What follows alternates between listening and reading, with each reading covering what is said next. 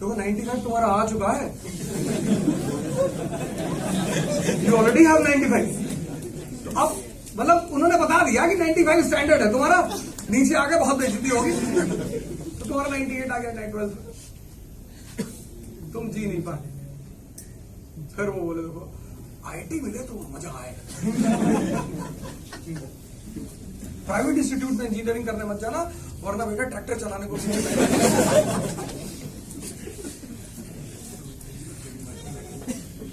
तुमने जान लगा दी पूरी, यहां से बेबड़ा तुम्हारा निकल आया, तुम आईटी चलेगा। अब तुम आईटी करके आ गए। फिर उन्होंने कहा कि तिवारी जी का लड़का आईएएस बना और 6 करोड़ दहेज उठा।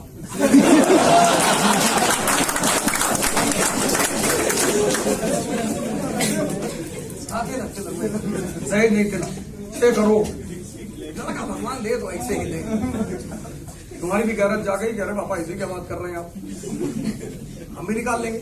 नहीं निकाल लो तो ठीक है, नहीं तो देख लो, लेकिन भगवान लड़का दे तो तिवारी जैसा ही दे। अब तुम फिर ताव में आकर बागा उठाए दिल्ली पहुंच गए, बाजीराव आए एकदम ताव में आके बैठे क्लास में, चश्मा उसमें तुम सीधे किए। लेकिन तुम पूरी जिंदगी दैनिक जागरण पढ़े हो और entire life you went through Dainik Jagran. So when you picked up Hindu for the first time, तुमको लगा कि अरे भगवान ये क्या लिखा हुआ है।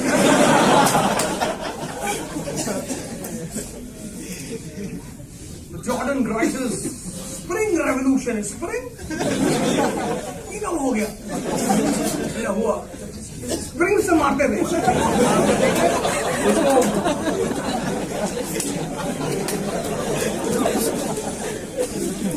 तुम्हारी जिंदगी हिंदू पे आकर अटक गई। अब तुम चाहे मुसलमान ही क्यों न थे,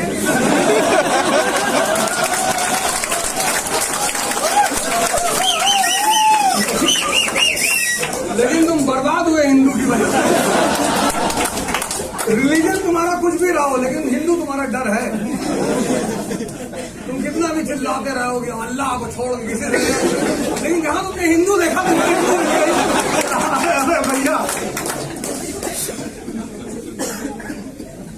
तुम्हारे जहन में उतर गया हिंदू।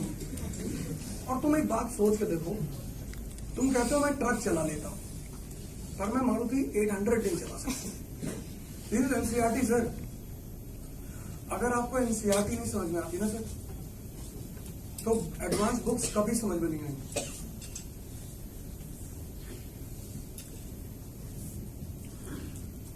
ये मैं आपसे रिपीटेडली कहता हूं, रिपीटेडली मैं आपसे बार बार क्यों कहता हूं एनसीईआरटी एनसीईआरटी एनसीईआरटी।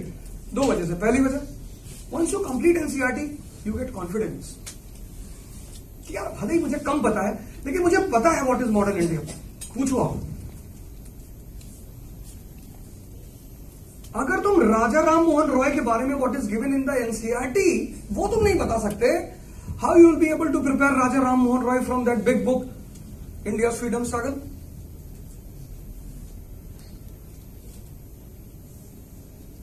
कैसे करोगे यार।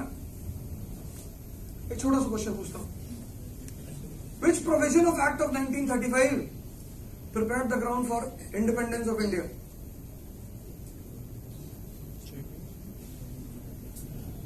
एक्सप्लेन करना है। Which provision of Act of 1935 prepared the ground for independence of India?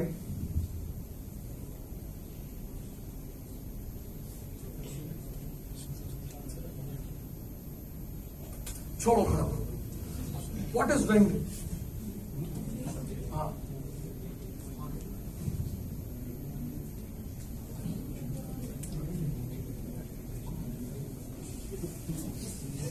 कितना इजी क्वेश्चन है।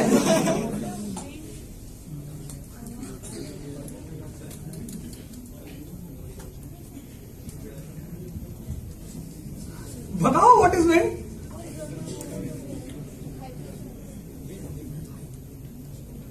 Very simple definition, moving air is called as wind.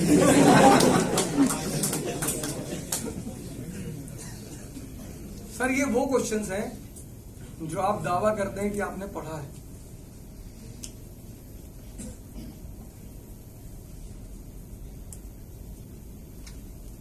What was the reason for Chauri Chaura incident? Violence जो हुआ था police station पे जो ये किया था अटैक, वही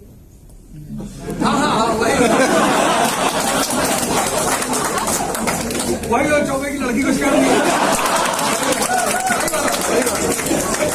चौबे की लड़की को छेड़ दिया, चौबे जो है भैया बता रहे वही वाला है। अरे यार ओझा तुमको ये नहीं पता, चौबे लड़की हाथ पकड़ लिया, तो स्टेशन के सामने पान लेके जा रही थी, तो चौबे लड़की हाथ पकड़ लिया, बाबा सवाल हो ये फ्रॉम ईस्टर्न यूपी। तब तो तुम्हें ऐसा नहीं कहना चाहिए, I thought you're from eastern UP. Eastern UP का आदमी होता तो मैं आज उसको बहुत शाबाशी लगेगा, बहुत सही बेटा। ये बलिया, गाजीपुर, गोड्डा, मऊ, आजमगढ़, यहाँ के लड़के सब बोलते थे, अरे चौरी चौरा वही।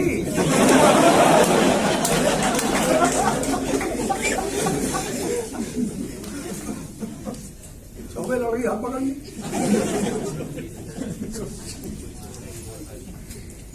क्यों हुआ चौरी चौरा भाई? तुम यार तिलक लगा इसलिए तुमसे पूछ रहा हूं, नहीं लगा रहने को अच्छा लगा। उसे क्यों मिटा? मैंने कहा अच्छा दूसरे वाले से पूछ दो, मैंने मिटा दिया।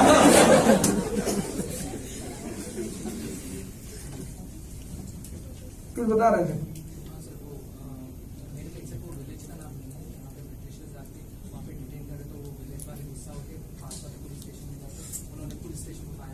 अच्छा जी, और भाई सर इतना इंपॉर्टेंट इंसिडेंट है, इतना this incident led to the end of non cooperation movement. आप ये नहीं कह सकते कि इट्स नॉट इंपॉर्टेंट।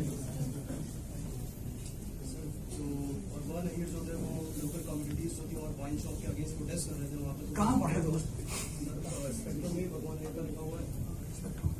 ठीक है, वहां लिखो।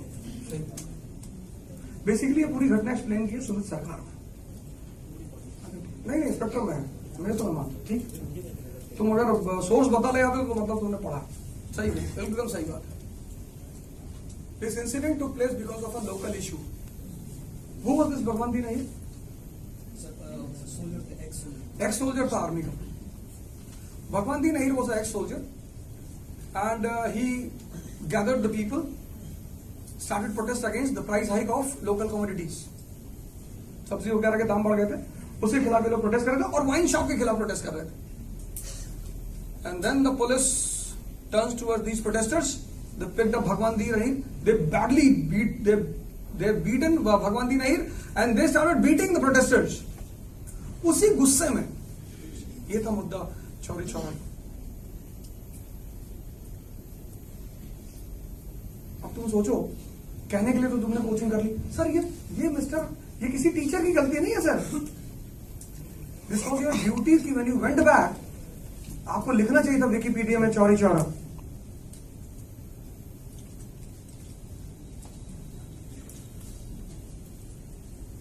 पर आपने होमवर्क किया ही नहीं, क्योंकि आपके अंदर क्यूरियोसिटी नहीं है सर। वो जो एजुकेशन का मेन पैरामीटर है which is to be taught at any cost, that is curiosity, वो आपको पढ़ाया ही नहीं। आपको बताया कि परसेंटेज ले आओ और नौकरी ले लो, बस खत्म।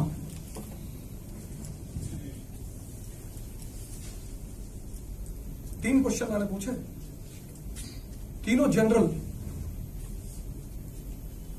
मैंने पूछा कि विच provision of act of 1935, which provision? Try करो, ऐसा ही बोलो।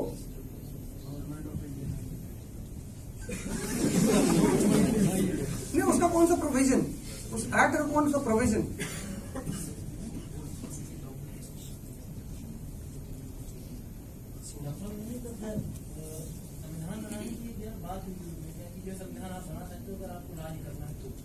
अच्छा ठीक है, ठीक, कोई बात नहीं।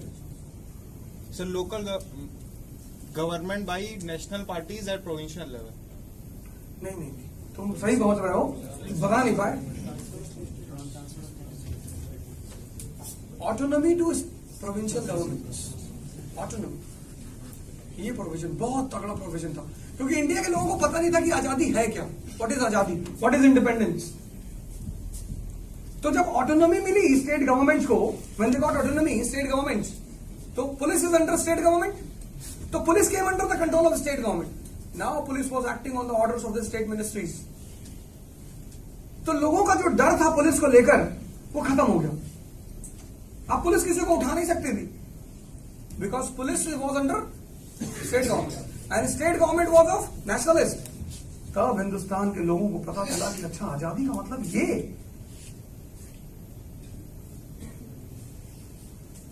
नाइनटीन 1939 में स्टेट गवर्नमेंट्स गिर गई, दे रिजाइंड। 1941 में गांधी ने इंडिविजुअल सत्याग्रह चलाया। गांव गांव लोग जाते थे समझाने के लिए कि वो 28 मंथ ट्रिपल एक्स दिलाए थे ना, हाँ बोले वही दिलाएंगे। 28 महीने लोगों ने आजादी का मजा लिया। 28 मंथ्स 1937 टू 1939। और जैसे ही कांग्रेस मिनिस्ट्री से रिजाइन किया, the provinces again came under the control of central government. People were again caught and beaten. Police again started misbehaving with the people, and they have already tasted independence. So when Gandhi says "do or die" in 1942, entire India stood up. क्योंकि लोगों को पता चल चुका था कि आजादी का मतलब क्या है।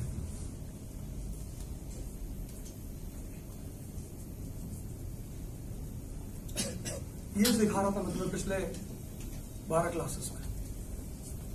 Curiosity.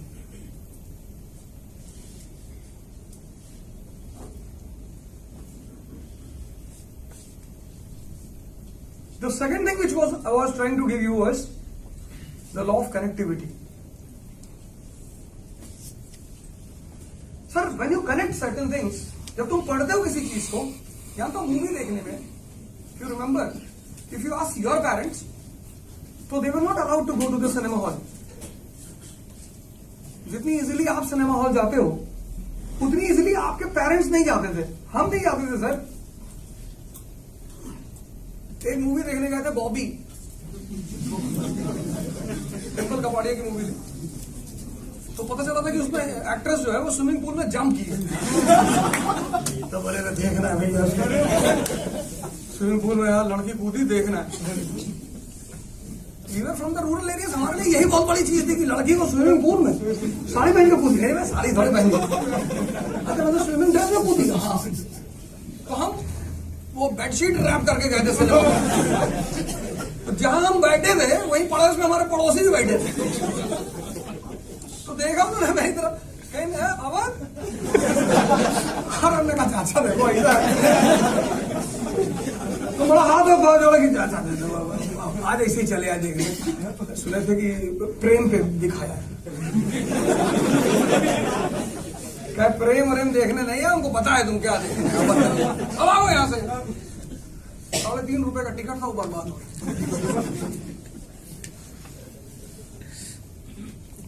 तो फिर हम लोग मूवी देखने आते थे लखनऊ, इंटरसिटी पकड़ते थे कि वो सर ने कहा है कि जो है स्कूल ने कहा कि ये बुक्स चाहिए, वो लखनऊ में मिलेगी।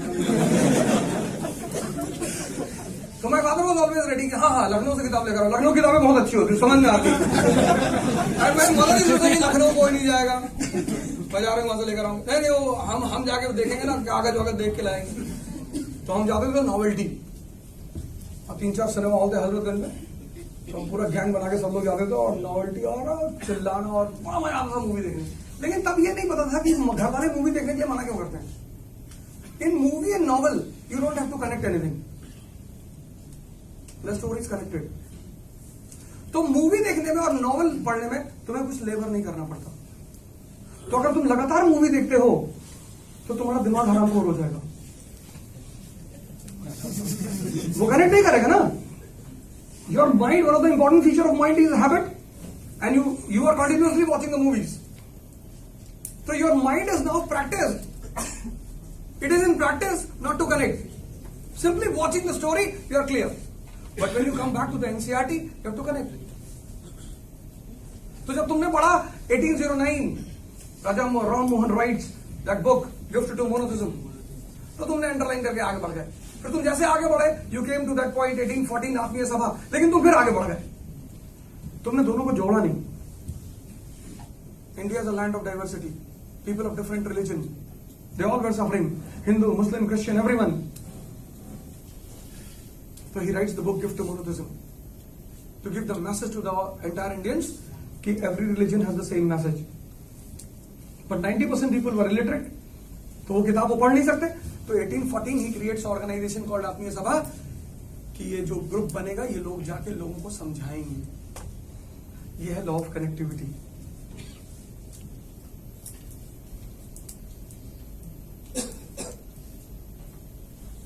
तुम तो भागते हो ना. तुम्हें दरअसल तुम्हारे पास टारगेट होते हैं कि in 10 days I have to complete Vipin Chandra. ये मैं तुम्हें दूसरी चीज बता रहा था, लॉ ऑफ कनेक्टिविटी.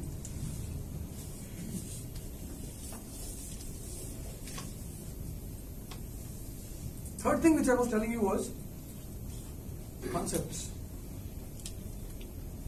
कॉन्सेप्ट जो भी तुम पढ़ रहे हो, कुछ भी. You know about Ishwarchandra Vidyasagar. What was Bengal primer?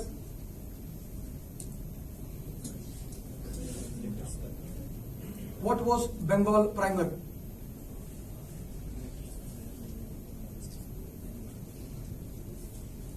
PRIMER.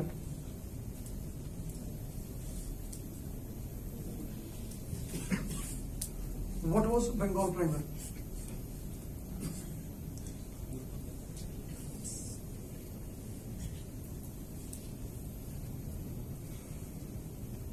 चल कोई बात नहीं. ये 3 चीजें मैं आपको सिखा रहा था. Curiosity, connectivity and concept.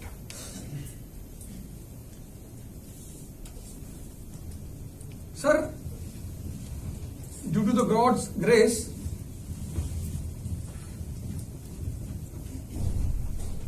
Hindustan में ये सर एनसीईआरटी और हिंदू पे कमांड बना लो. And if you fail to qualify you take 1 year's expenditure from me, 30,000 per month.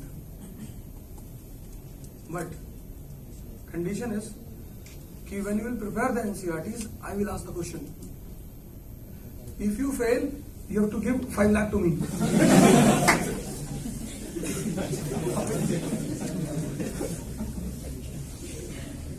Sir ये डराते हैं आपको लोगों, आपको इतना डराया जाता है बाहर. इसका कोई भी धंधा कंपनी, एक फिल्म उसकी अजय देवगन की, उसमें एक थीम सॉन्ग है, धंधा है गंदा है पर धंधा है. और धंधे का एक लॉ है कि आदमी को डराओ. अगर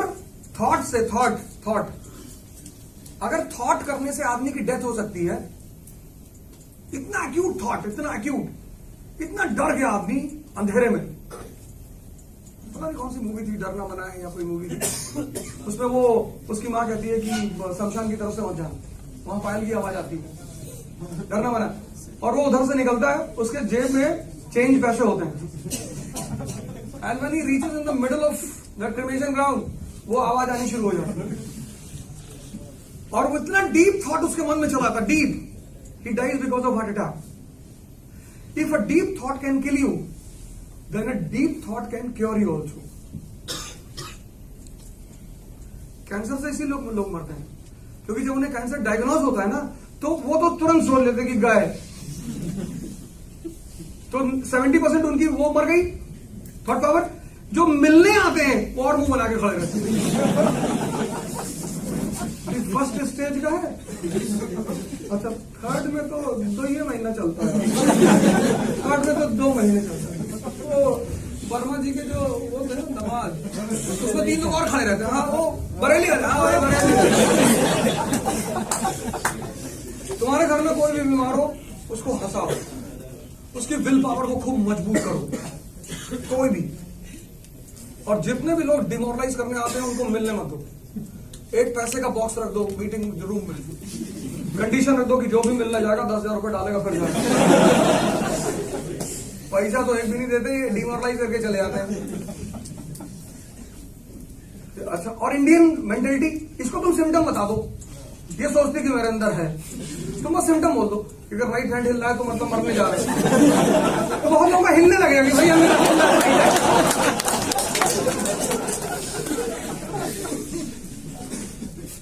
तो इंडियन साइकोलॉजी वो तुरंत सोचने लगती है कि कफ भी है मुझे, थोड़ा सा कोल्ड भी है, हल्का हल्का सरदर्द भी हो रहा है।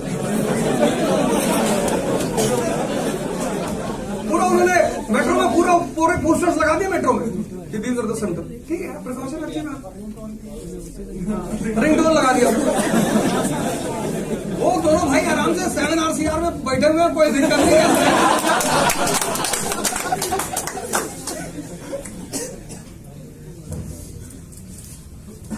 तुम ये 2 तैयार कर लो, और इस 2 को तैयार करने के लिए जो सबसे स्ट्रांग मीडियम है वो है ये। जब कैपिटलिज्म इंडिया पहुंचा, कैपिटलिज्म, तो उसे बहुत डर लगा, because India was a country where money was not the matter of status, where clothes were not the matter of status, where colour was not the matter of status. तो capitalism को लगा कि अरे यार, ये तो बड़े स्ट्रांग लोग हैं यार, यहां तो नंगे आदमी की पूजा होती है, महावीरा, उनको हम भगवान मानते हैं, तो हम अपनी सूट कैसे बेचेंगे, जीन्स कैसे बेचेंगे, टाई कैसे बेचेंगे। उनको बड़ी दिक्कत हुई कैपिटलिज्म को कि अब क्या करें यार, और ये सारी चीजें बेचनी थी। तो उन्होंने स्कूल, मैकालेज डिक्लेरेशन 1835, अपने स्कूल, अपनी ideology, if your father is wearing a dhoti and coming to your school and you are in missionary school, so your teachers will say to you, your father knows English.